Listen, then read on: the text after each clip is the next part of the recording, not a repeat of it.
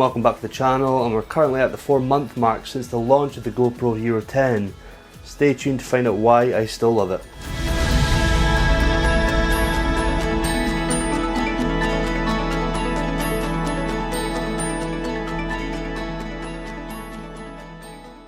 Well, where do I start with the GoPro Hero 10? It was launched on September 16th, 2021. Since I've had my hands on it, it's safe to say that I've used and abused it. It really has changed the way I like to film my projects, whether it's vlogging, which is something that I'm doing now on YouTube.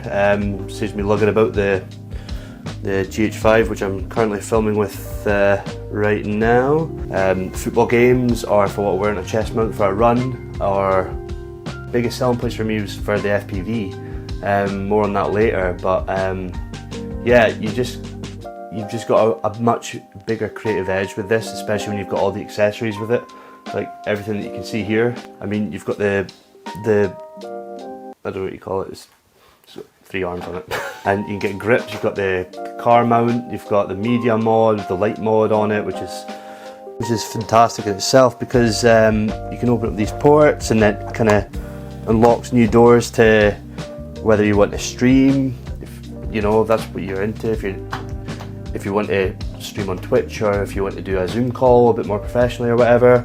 You've got a port so you can connect a microphone on it with a shotgun mic, and you've got a HDMI thing. You've got an HDMI port as well, so you can have it on a TV as well. So and the light mod as well, which I have used out and about at night.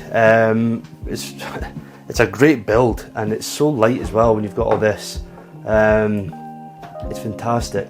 I've also done a video in the past of the sound quality of the media mod and the internal mics, which I have to say is very good on the GoPro Hero 10, and with various other options which you can see up here. There you go.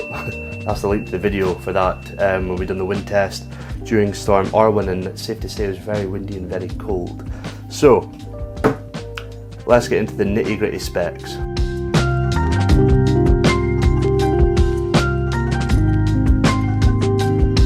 So this camera boasts that it can film 5.3K at 60 frames a second, or 4K 120 frames a second, with a 1/2.3 inch sensor with quite an incredible stabilization called Hypersmooth, which is very good, I have to say. Now for me, it's those are pretty good specs, bar the sensor, which I'll go into a bit later as well. For quite a lot of things going on in this camera, I remember there was quite a thing about overheating, and I have to be honest, I've only been filming with this over the winter, and up in Aberdeen in Scotland it's been absolutely freezing, so that hasn't been an issue with me, I have to say. And it has to be said, in those winter months, it doesn't come with a lot of light, which this camera needs with such a small sensor. Like I said in my previous videos, it needs direct sunlight to work at its finest. Now, you can still use it not in direct sunlight, but that's when you do get the best out of your GoPro Hero 10, when it is in that. I mean, that's when the Hypersmooth works so well as well. Just everything. I mean, you don't get any grain or anything like that when you're trying to recover the shadows and that. So yeah, that's probably my only setback with the sensor.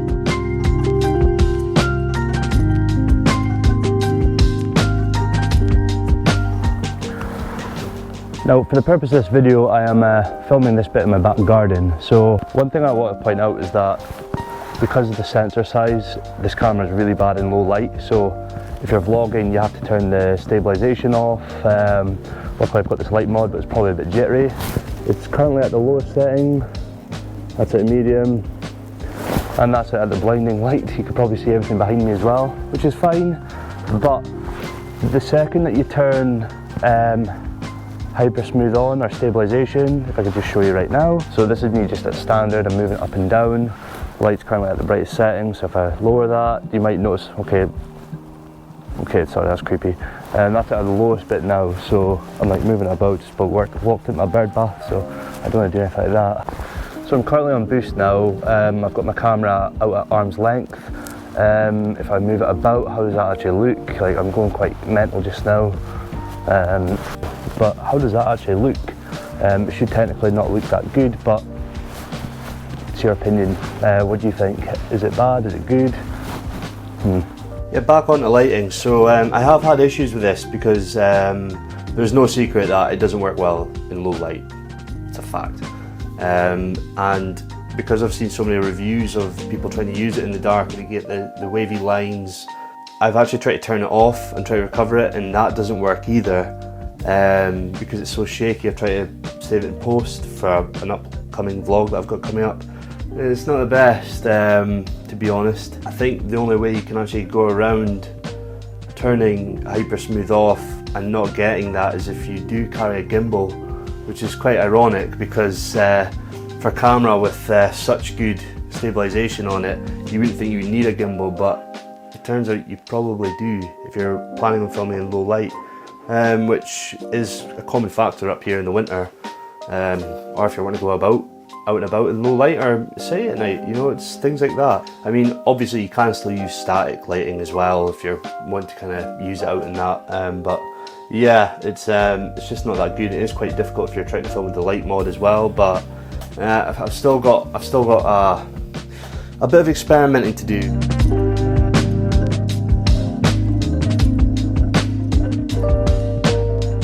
This camera takes 23 megapixel raw stills, which is really impressive to me. I mean, I know you're not going to buy this camera because it takes 23 megapixel pictures raw.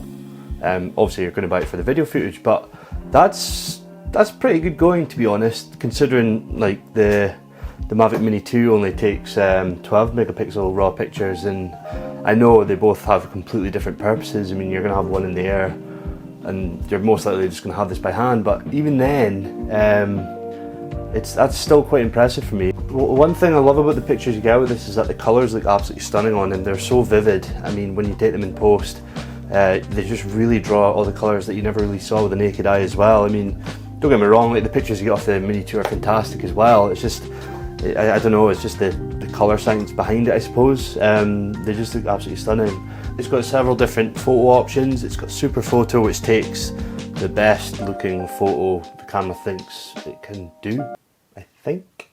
It's got the HDR mode, high dynamic range. You've got standard and you've got raw. I have compared them all.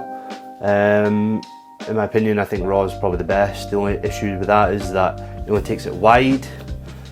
It is what it is. I mean, you can take screen grabs from like videos as well, which I think reduces it to, you know what, I'm not going to guess, I'm just going to put it there.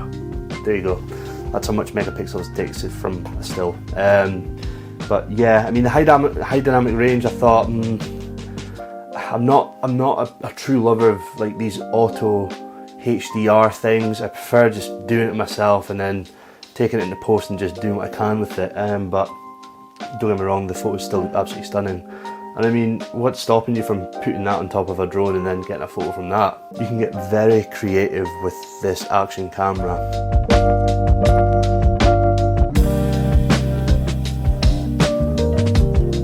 If you are tempted to buy this action camera, I would definitely go ahead and get a few batteries to go with it. From my experience, you shoot around up to 40 minutes with it, give or take. Any setting that you're on are continuous. I'm not talking about if you've got it set on 4K 120 frames a second just sitting there. I'm just on about general.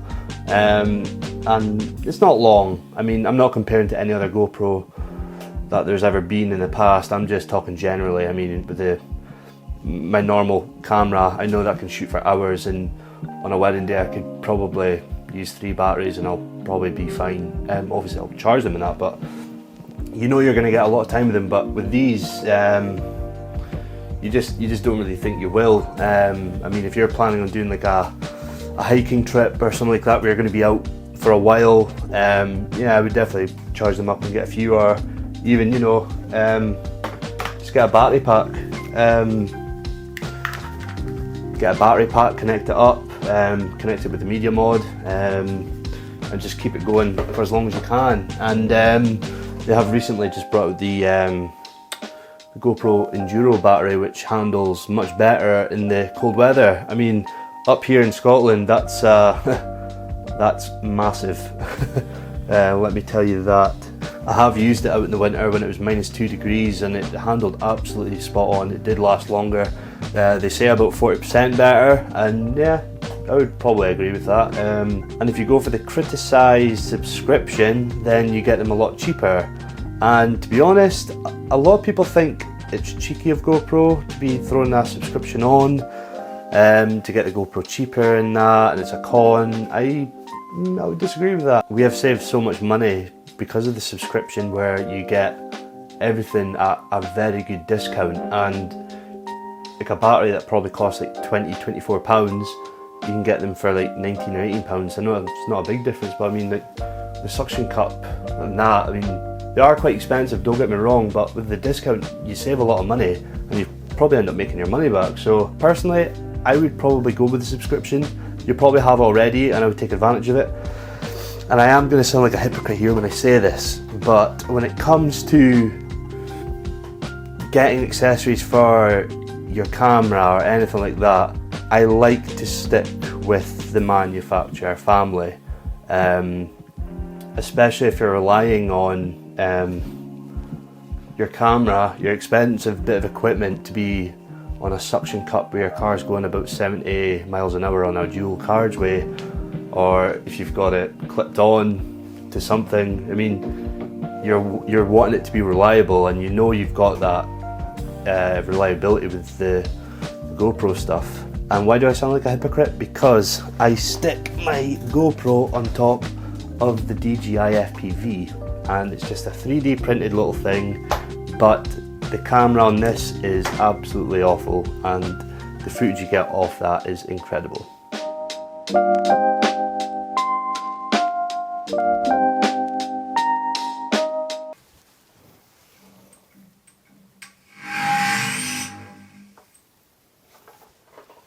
Oh yeah. One of the biggest selling points for the GoPro, for me personally, was how the FPV footage looked like coming through the GoPro when you render it through Real Steady Go. GoPro's third party, not really third party because they bought it, it's their external stabilization software, and the footage just looks incredible.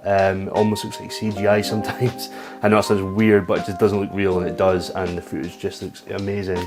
And you think, why would you need to buy a camera if the DJI FPV has one?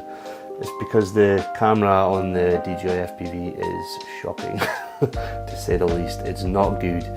The props coming in the way, when you try to recover it even just the slightest, it's just so grainy. It's just not good at all, and it's not even that wide compared to the GoPro. And for me personally, like, I love flying the FPV drone. It is just one of the most exciting things ever when you get the goggles on, and it's just a rush to fly. And then when you see the footage back, it's like a fighter jet. It just looks so good. For me personally, this is my favourite camera setup that I have. It is just so good. But I will do a video later on with the DJI FPV, because yeah, there is problems with it, but there's a lot of pros to it as well. But no, that is my favourite setup that I've got.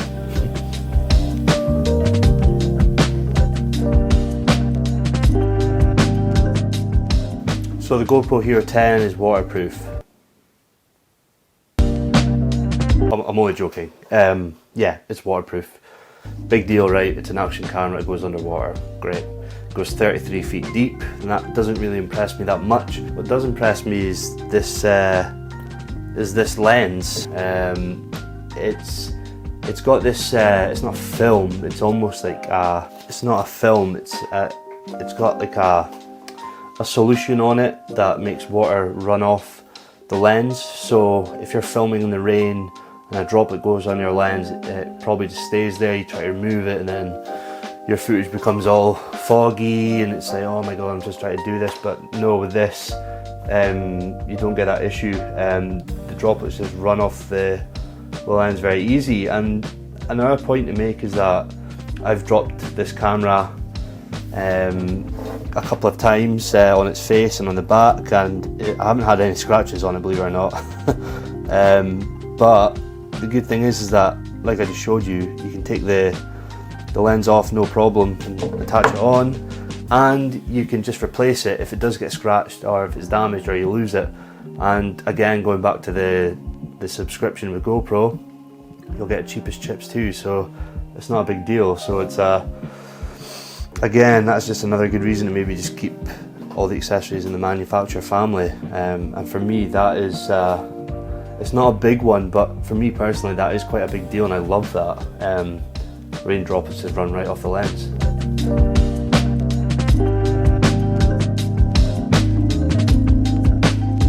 The Media Mod is a professional companion which you can buy separately for your GoPro, meaning you can attach your light mod on one of the two cold shoes on top of the camera. I would just like to state this is a very over-exaggerated setup. As you would know from one of my previous videos, you probably wouldn't want that, but it's just an example that you can also have like another microphone on one of the cold shoes here as well. And I'll allow it to show you. You can connect it in one of these doors here. So that's the battery pack in here, which I've got connected here, and that's the Rode microphone connected as well. So and it goes directly into the microphone, which I have done for many vlogs. I've liked to try different options. Like, don't get me wrong, the internal microphones on this are great, but I mean, with the light mode and that, I mean, for filming at night, it's really good. Yeah, the GoPro Hero 10 does come with a USB-C slot, which obviously means that your GoPro is no longer waterproof, because all the water will obviously get inside it because the protective cover is now off. Yeah, so I mean, that doesn't necessarily mean the Media Mod is waterproof, but it is weatherproof. And in the video where I done my night lapse, that it did actually rain that morning. I remember waking up and I heard the rain. I thought, ooh, the GoPro's outside, I wonder if it's okay. But yeah, I mean, it's very snug.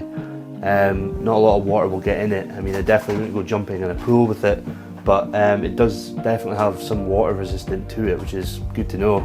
I mean, it's got the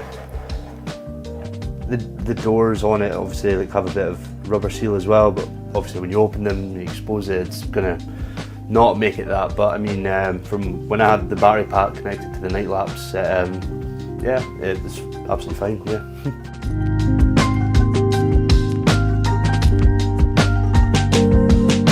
One of the things I like about the camera is the custom settings. I mean, it's something you obviously get on like professional cameras as well, but it just kind of means that you can, if you've got a different way that you want to film, I mean, for in my instance, POV, this is the setting I would have it on for, if I had this is POV, sorry, for flying my drone. So it's all set, so I don't have to worry twice.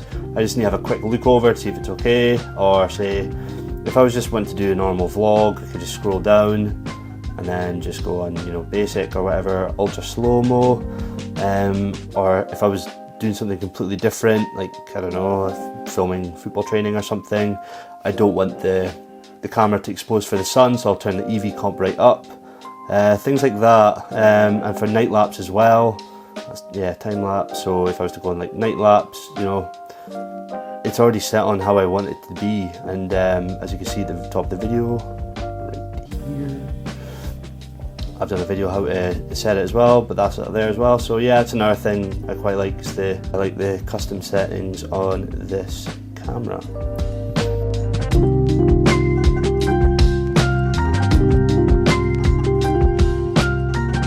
So, overview.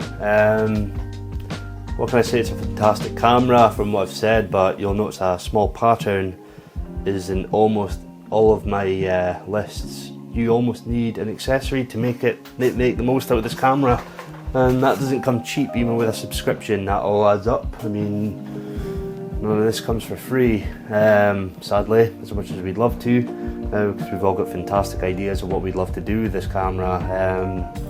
I'm going to put this on the table too, because this is technically an accessory for it too. For one of the reasons why I went for the GoPro Hero 10.